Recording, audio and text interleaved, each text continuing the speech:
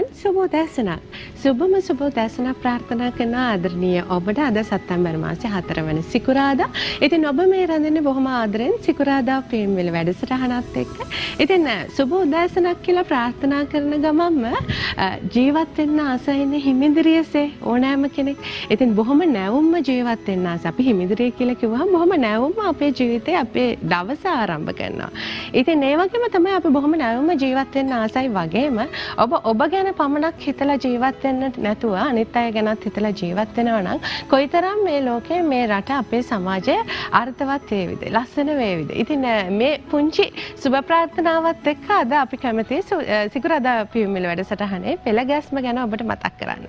ඉතින් මුලින්ම අප දන්නවා සුබ දවස කියන විශේෂාංගයෙන් අපිට බොහෝ දේවල් ඔබට අපි කතා කරනවා ජම්මපත්‍රය අනුව. ඒ වගේම තමයි ඊළඟ විශේෂාංගයෙන් අපි ඔබව දැනුවත් කරන්නට කැමතියි. මොකද මේ කාලේ කොරෝනා ගෝලීය වසංගත තත්ත්වය අපේ රටේ අයට පොඩ්ඩක් අමතක වෙලාද කියලා හිතෙනවා. හැබැයි නෑ ලෝකේ රටවල් තාමත් ඒ ගැන ලොකු අවධානයකින් ඉන්නවා සහ රෝගීන් වාර්තා වෙනවා. ඉතින් ඒ ගැන කතා කරන්නටත් ඕනේ කියලා හිතුවා ඔබව දැනුවත් කරන්න. ඒත් එක්කම තමයි ඊළඟ විශේෂාංගයෙන් ගෙත්තම් විශේෂාංගය ඔබට ස්වයං රැකියාවකට යොමු වෙන්න ඉන්න ඔබට සහ ස්වයං රැකියාවකට යොමු වෙලා ඉන්න ඔබට අත්ලක් වෙන්නට අපි කැමතියි. අද සිකුරාදා පියුම්මිල වැඩසටහනේ ඊළඟ තමයි අවසාන විශේෂාංගය ආයුර්වේද විශේෂාංගය. ඔබ දන්නවා නිරන්තරයෙන්ම අපි ආයුර්වේද වෛද්‍ය පැත්තෙන් ඔබව දැනුවත් කරන අපේ රටේ බහුලව දක්නට ලැබෙන රෝග කාරණා කොයි විදිහටද සුවපත් කරගන්නට හැකියාව තියෙන්නේ කියලා. ඉතින් සිකුරාදා පියුම්මිල වැඩසටහනින් මේ විශේෂාංගات එක්ක අද ඔබට මුණ ගැහෙන්නට පුළුවන් උදෑසන 8 සිට උදෑසන 10 දක්වා. ඉතින් බොහොම ආදරෙන් ලෙන්ගතුකමින් ආරාධනා කරනවා ඔබ සියලු දෙනාට රැඳෙන්න කියලා. ඉතින් එහෙමනම් මේ ප්‍රවිෂ්ඨ සුබ දවස විශේෂාංගයට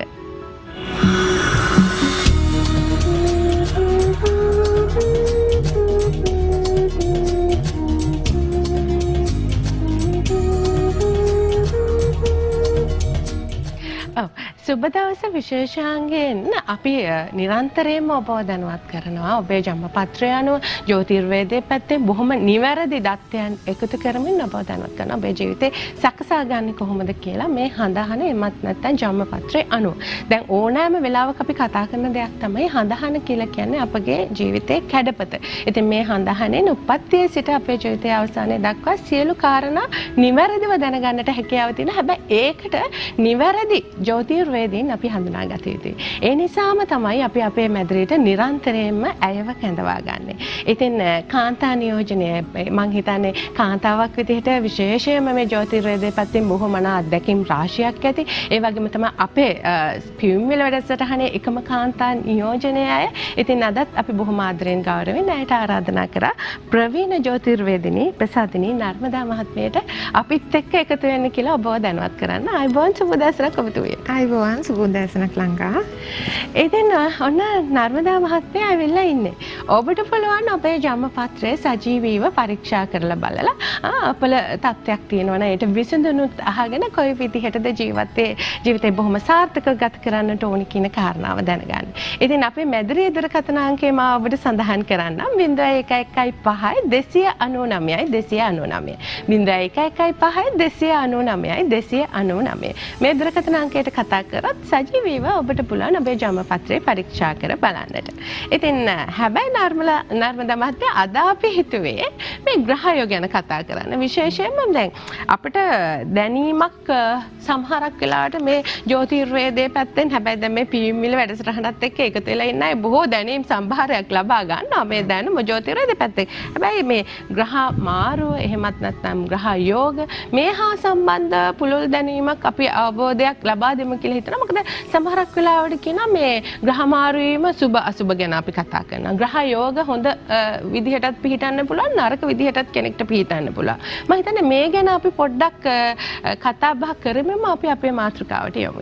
ඔව් කේන්දරයේ කියන දේ ගැන මුලින්ම කතා කරනකොට මම හැම දවසකම කියනවා කේන්ද්‍ර සටහන තුල තියෙන මේ ග්‍රහ පිහිටීම් අපේ කේන්දරේ කොටු 12 තුළ විවිධාකාරයෙන් පිහිටලා තියෙන ග්‍රහ පිහිටීම් එක්ක කටයුතු කරනකොට ඒ ග්‍රහයන්ගේ විසිරීලා තියෙන විදිහ එතකොට ග්‍රහයන්ගේ පිහිටීම් තියෙන ආකාරය අනුව අපේ ජීවිතේ විවිධාකාර පැති අපිට විවර වෙනවා. ඉතින් අපේ සමහර කෙනෙක්ගේ අධ්‍යාපනය එසස් අධ්‍යාපනයක් ලබන්න පුළුවන්, විශිෂ්ට රැකියාවකට ප්‍රවිෂ්ඨ වෙන්න පුළුවන්, විදේශගත වෙන්න පුළුවන්. ඔය ආකාරයට විවිධාකාර විදිහට ග්‍රහ පිහිටීම් කේන්දරවල පිහිටවලා තියෙනවා. එතකොට ග්‍රහ පිහිටීම් අනුව තමයි අපි කියන්නේ ඔබට මේ කාලය මේ විදිහට සිද්ධ වෙනවා, මේ කාලේ හොඳ දීර්ඝ ගමනක් යන්න පුළුවන්, මෙන්න මේ කාලය තුල තමයි විවාහයට සුදුසු කාලය. හැබැයි මේ කාල සීමාව තුළ ඔබ ලංකාව තුළ උපන් භූමිය තුළ රැඳෙන්න එපා, මේ කාලේ රටින් පිට වෙලා ඉන්න. ඔය වගේ වගතුග හෙලී කරලා දෙන්නේ. එතකොට මේක කියති කෙනෙකුගේ කේන්දරයේ මේ ග්‍රහ පිහිටීම් සහ ග්‍රහ යෝග පිළිබඳ අපි විශේෂ අවධානයක් යොමු කරන්නට ඕනි. දැන් ග්‍රහ යෝග කියන තැනට මම ආවා. ග්‍රහ යෝග කියන තැනට ආවම මොකද්ද මේ ග්‍රහ යෝගය කියන්නේ? අපි ගොඩක් අවස්ථාවල කතා කරලා තියෙනවා උනත් බහුතරයක් දෙනා මේක පිළිබඳ පූර්ණ අවබෝධයක් ලැබලා නැහැ. එතකොට ග්‍රහ යෝගයක් කියද්දී මෙතනදී යෝගයේ නිර්මාණය වෙන්න නම් තනි ග්‍රහයක් කරා බෑ. ග්‍රහයෝ කීප දෙනෙක් එකතු වෙලා ඉන්නට ඕනි. ග්‍රහ යෝගයක් නිර්මාණය වෙන්නට. එතකොට ලංකා එතනදී ග්‍රහයෝ දෙන්නෙක් එකතු වෙලා ඉන්නට පුළුවන්. ග්‍රහයෝ ත්‍රිත්වයක් 3 දෙනෙක් එකතු වෙලා ඉන්න පුළුවන්. ඒ ආකාරයට විවිධ විදිහට කේන්දරවල ග්‍රහ පිහිටීම් හරහා යෝග නිර්මාණය වෙනවා.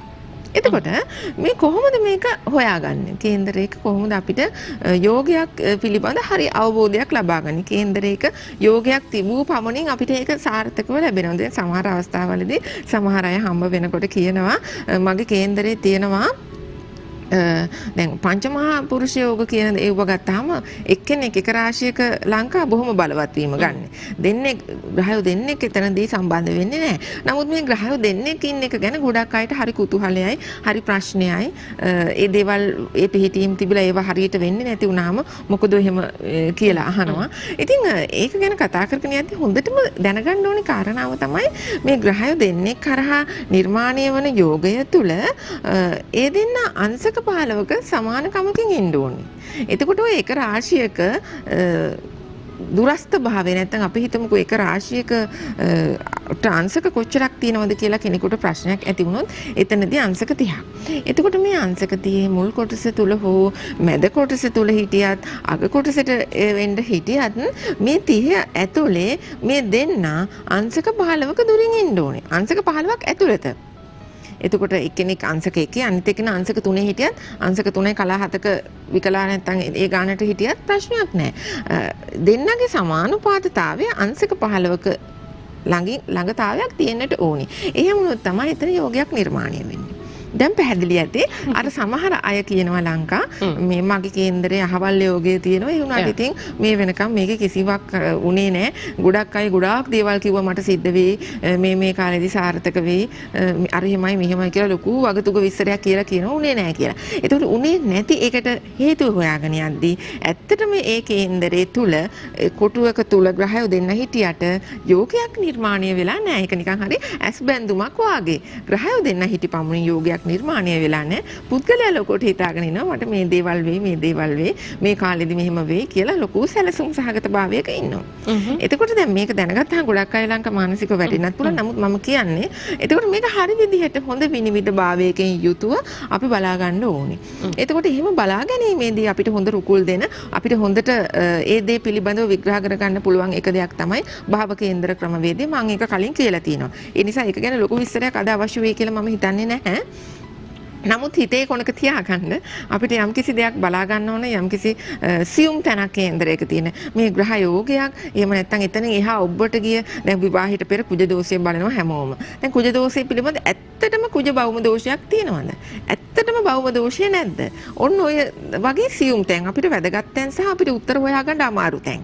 අන්න ඒ වගේ දේවල් වලට යද්දී අපිට මහෝපකාරී වෙන ප්‍රධාන සාධකයේ පොදු සාධකයේ කරගන්නට උන භව කේන්ද්‍ර ක්‍රමවේදය. භව කේන්ද්‍ර ක්‍රමවේදය හරහා අපිට ලොකු කරුණු කාරණා රැසක් අර දරසටහනට වඩා ඔබට ගිහිල්ලා හෙලිපෙහෙලි කරගෙන අපේ ජීවිතය ආලෝකමත් කරගැනීමේ හැකියාව පැහැදිලිවම තියෙනවා. ඒකට ඔය යෝගයක් ගැන කතා කරගෙන යනකොට ලංකා මේ යෝගයක තීව්‍ර භාවය කෙනෙකුගේ ජීවිතේ මේක කොයි කාලෙද ඵල දෙන්නේ? ඔව් ඔබතුමියට පුංචි බාධා කිරීමක් කරනවා. මොකද සුනීතා මහත්මිය දරකතනෙන් අපිත් එක්ක රැඳෙනවා. අයිබෝන් සුබ දැසලක් ඔබට. උදෑසන කෙසේම වේවා. ඔව්. ඉතින් කියන්නේ ඔබේ ජන්මපත්‍රය අනුව උපන් දිනය, උපන් වේලාව, උපන් ස්ථානය. උපන් දිනේ 1992 පළවෙනි මාසයේ 25 වෙනිදා. ඔව් 1992 පළවෙනි මාසේ 25 වෙනිදා. ඔව් උපන් වේලාව රාත්‍රී 8ට. රාත්‍රී 8ට. උපන් ස්ථානය ඉත්තෑපාන රෝහල මේ කල්තර දිස්ත්‍රික්කයේ. කලතර දිස්ත්‍රික්කයේ ඉත්තෑපාන රෝහල. ඔබට කුමන කාරණාව සම්බන්ධයෙන්ද දැනගන්නට ඕනේ? මම දැනගන්න ඕනේ දරුවගේ ඉදිරි අනාගතයයි යාගේ විවාහයයි. දරුවගේ අනාගතය සහ විවාහය ගැන තමයි දැනගන්නට ඕනේ. ඉතින් ඔව් නර්මදා මහත්මිය මේ ගැන තොරතුරු විමසනකම් නර්මදා මහත්මියගේ දුරකථන අංකය ඔබට දෙන්නට ඔව් අපිට පුළුවන් ද අයට පිළිතුරක් ලබා දෙන්න. අපිට පුළුවන් ලංකා එතකොට අපි අහමුකෝ සිංහ ලග්නයෙන් ඉපදිලා තියෙන්නේ ඔව් එතකොට වර්තමානයේ ගත වෙන බ්‍රහස්පති මහ දසාවේ බුධගේ කාල සීමාව මේ කාල සීමාව විවාහය සඳහා හොයනවා නම් කෙනෙක් ඒක සඳහා ක්‍රියාත්මක වෙන්න කාලය සුබදායක වෙනවා. ඒ සමස්ත අනාගතය ගැන කතා කරනකොට මෙයාගේ බ්‍රහස්පති ලග්න කතයි මෙයා උපන් ගමෙන් රටින් පිට ජීවිතේ ගොඩනගා ගන්න කෙනෙක්. ඒ වගේම තමන්ගේ සෝත්සාහයෙන් දියුණු වෙන කෙනෙක්. කාටවත් යටත් වෙන්නේ නැතුව තමන්ගේම උත්සාහයෙන් දියුණු වෙන්න වෙර දරන කෙනෙක්. එතකොට ජීවිතේ ඉදිරි කාලේ මේක තවත් වයසෙන් මුහුගුරා යන්නට ඕනි මේ ග්‍රහ පිහිටීම් වල ඵල දැන් ඉදිරියේදී අපි ඒ ගැන අද වැඩසටහනේ කතා කරනවා. එතකොට මේ කාල සීමාව බොහොම හොඳයි 2021 අප්‍රේල් 14 වෙනකන් හොඳයි මෙයාට. ඊට පස්සේ අම්මා දැනගන්නට ඕන 2021 අප්‍රේල් 14 ඉඳලා 2022 මාර්තු 21 දක්වා පොඩි ගැටලුකාරී කාල සීමාවක් යනවා. ඒ කාල සීමාවේදී නැවත කේන්දරේ පරීක්ෂා කරලා වත් පිළිවෙත් කරගන්න දැනට ගතවන මහ දසාවත් හොඳයි අතුරු දසාවත් හොඳයි මේ කාල සීමාවේදී විශේෂයෙන් කළ යුතු දෙයක් නැහැ. අහපු ප්‍රශ්න දෙකට කියන්නේ විවාහය යහපත් විවාහයක් තියෙනවා ඉදිරි අනාගතයත් බොහොම සාර්ථක අනාගතයක් පැහැදිලිව අපිට පෙන්වුම් කරනවායි කියන කාරණේ තමයි. ඔව් ඉතින් අපි කතා කරමින් හිටියේ ග්‍රහ යෝගය ඒ වගේම තමයි ග්‍රහ මාරුව ගැන. දැන් කෙනෙක්ට නර්මදා මහත්මිය ග්‍රහ යෝගයක් එහෙමත් නැත්නම් ග්‍රහ මාරුවීමක් තියෙනවා නම් දැන් විශේෂයෙන්ම මේකට ජ්‍යොතිර්වේදීන් කාල සීමාවක් තියෙනවා. ඉතින් මේ කාල සීමාව තුළ යම් කෙනෙක්ට මේ දේවල් පළදෙන දෙයක් කියන්නේ අපි හොඳ හෝ නරක දෙපැත්තම ගැන කතා කරොත් කොයි විදිහටද අපි කතා කරන්න ඕනේ ගැන. ඔව් දැන් කේන්දරයක අපි හිතමුකෝ බ්‍රහස්පති ග්‍රහය බලවත් වෙලා ඉන්නවා කියලා. බ්‍රහස්පති ග්‍රහය බලවත් වුණාම අපි හිතනවා ගුරුහංස යෝගේ නිර්මාණය වෙනවා කියලා. මේක පංච මහා රාජ්‍ය යෝග වලින් එකක් තමයි මේක. එතකොට මේ බ්‍රහස්පති වගේ ග්‍රහයක් පළදීමේ සුබතාවය කෙනෙකුට ලැබෙන වයසින් මුහුකුරා යත්‍යත්ම. මේක බාල කාලයේදී කුඩා කාලයේදී ලැබුවොත් අසාර්ථකයි කියන එක නෙමෙයි. යම් තාක් දුරකට ඒක පුද්ගලයාට ජන්මයට ලැබෙනවා. එයා ඒක භුක්ති විඳිනවා. නමුත් වයසින් මුහුකුරා යද්දී Taman රැකියාවක් කරද්දී Taman ටිකක් සමාජගත වෙලා ක්‍රියාකාරී වෙන කාල සීමාවක බ්‍රහස්පති දසාවක් ලැබුවොත් කේන්දරෙත් බ්‍රහස්පති බලවත් වෙලා ඉන්නවනම් ඒ පුද්ගලයාට යන්න පුළුවන් දුර එහෙම නැත්නම් එයාට සමාජයේ හොඳ තෝතැන්නක් නිර්මාණය වෙන තත්වය බොහොම ඉහළයි. එතකොට අර කුඩා කාලේදී එයා සක්‍රීය ජඩිතයක් නෙමෙයිනේ. එයා ගෙදරකට වෙලා අම්මා අප්පච්චිගෙන් කාලා බීලා වැඩෙන දරුවෙකු කියලා අපි උදාහරණයකට ගමුකෝ. එතකොට එතනදී එයාට සමාජගත වෙන්න තියෙන රාමුව හරි හීනයි. එතකොට වයසින් මුහුකුරා යන අවුරුදු 25 ඉඳලා 30 35 40 45 ආදී වයස් කාණ්ඩවල කට්ටිය සමාජයට බැහැලා වැඩ කරලා අනිත් සමාජ සම්බන්ධතා ගොඩනැගිලා ලොකු අපසරීක ක්‍රියාත්මක වෙන කොටසක්. ඒ අයට අර වගේ බ්‍රහස්පති බලවත් වීමෙන් බ්‍රහස්පති විතරක් නෙමෙයි අනිත් ග්‍රහය බලවත් වුණත් මම උදාහරණයකට ගත්තේ බ්‍රහස්පති. අර ඒක ලැබෙන්න තියෙන ඉඩකඩ සහ තමන්ගේ ක්‍රියාකාරීත්වය හරහා තමන්ට එන්න තියෙන වෙනවා. එතකොට ඒ වගේ සමහර ග්‍රහ පිහිටීම් ග්‍රහ යෝග තියෙනවා තමන්ගේ වයසින් මුහුකුරායත්ම බොහොම සුබඵල උදා කරන්නා වූ.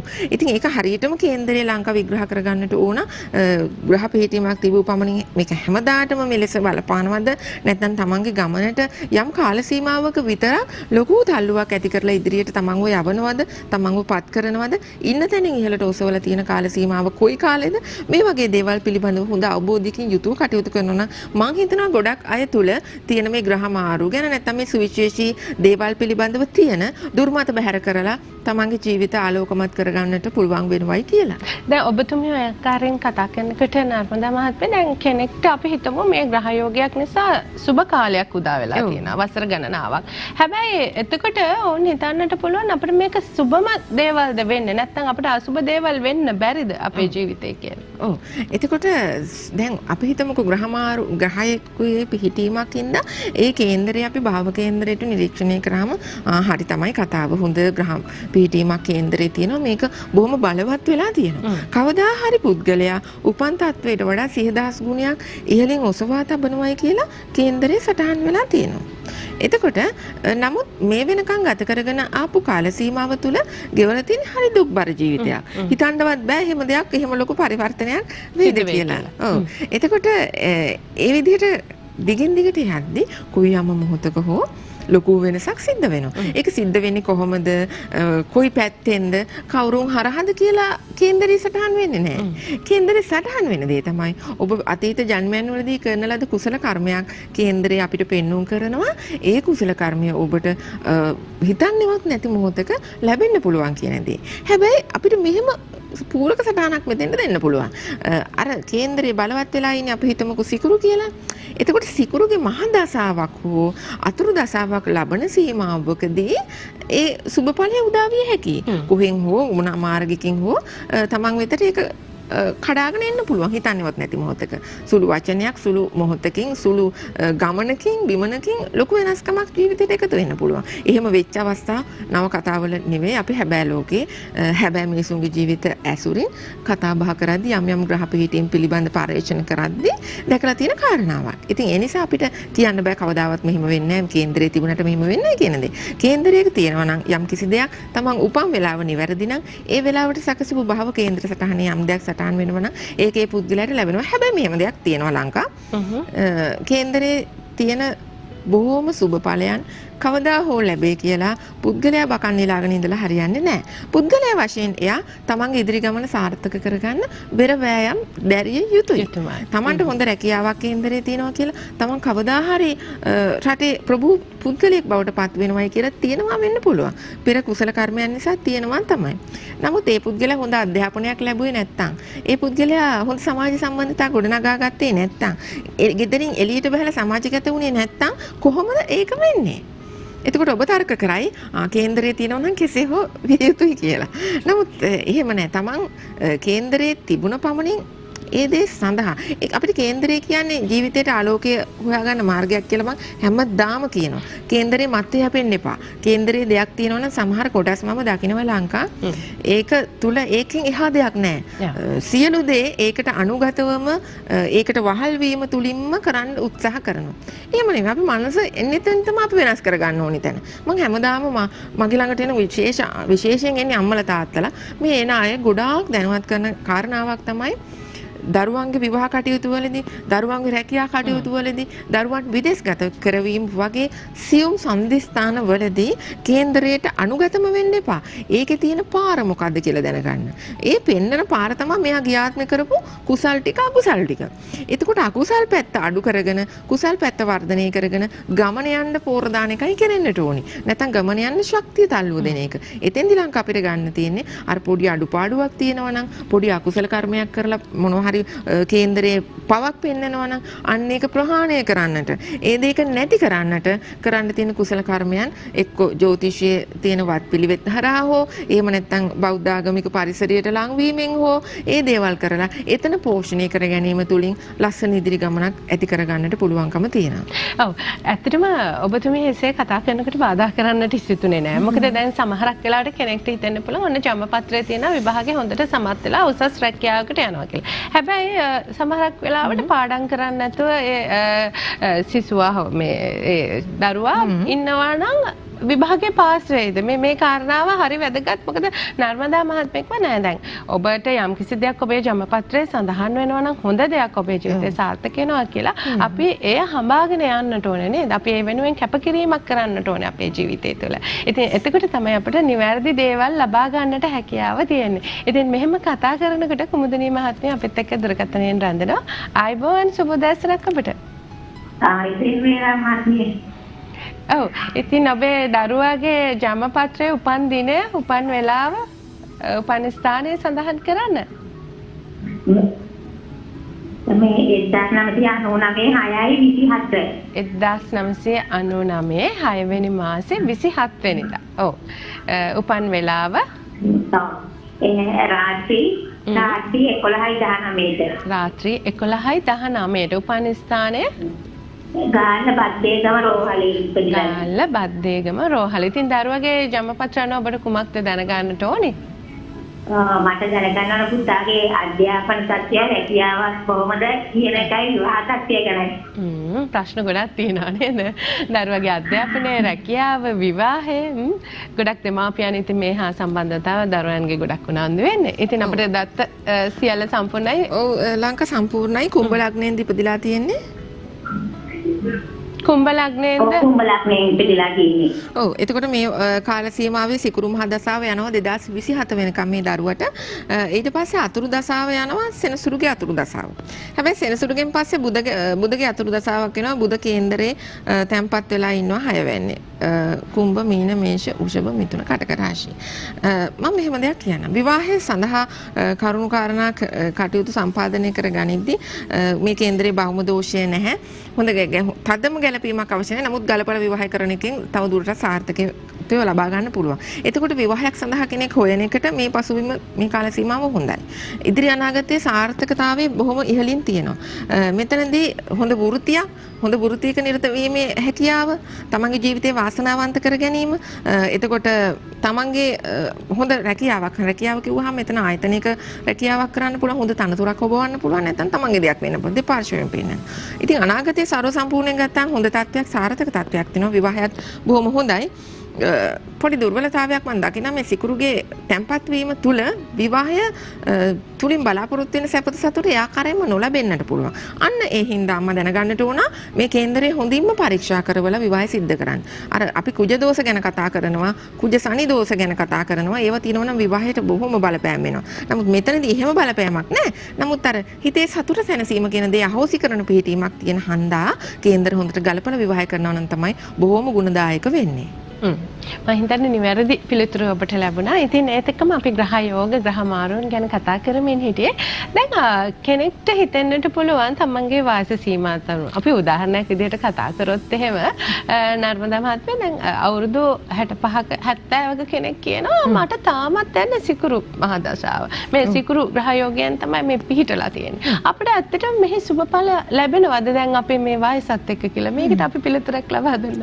මගේ ඇත්තටම අලක් තියෙනවා. ඉතින් ඒකට දෙන්න තියෙන උත්තරේ විශේෂයෙන් ලංකා කතා කරන යන්නේ දැන් 65ක 70ක කෙනෙකුගේ හිතේ මොනවද තියෙන්නේ? බොහොම දැන් අපි දෙන්න හිතන විදිහට හිතයිද නැහැ.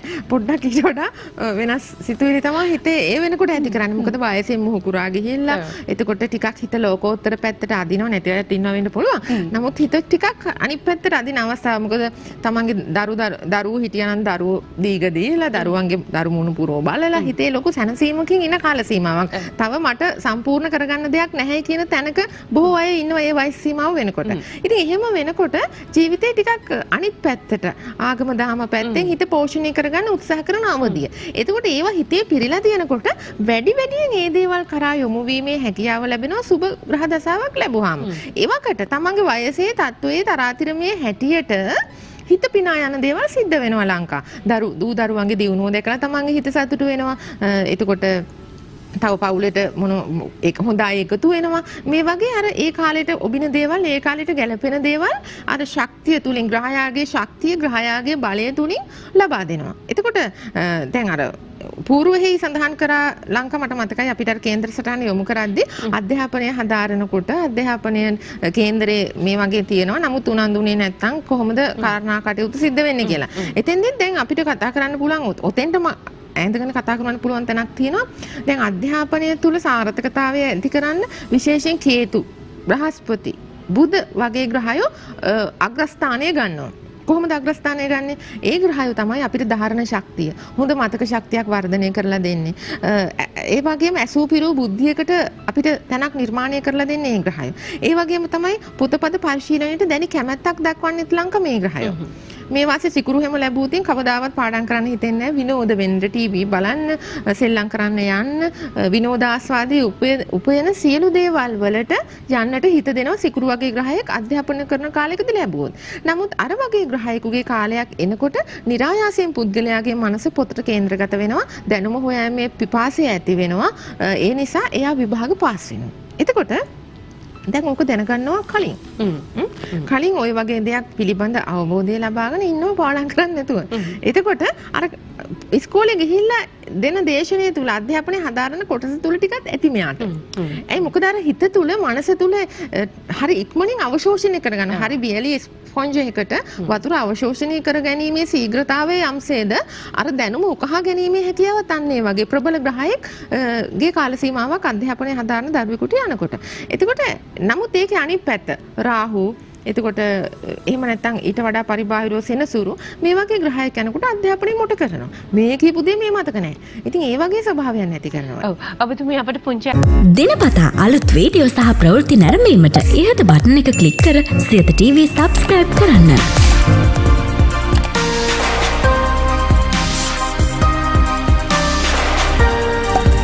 අලුත් වීඩියෝ ගැන මුලින්ම දැනගන්න මෙම සීනුව ක්ලික් කරන්න.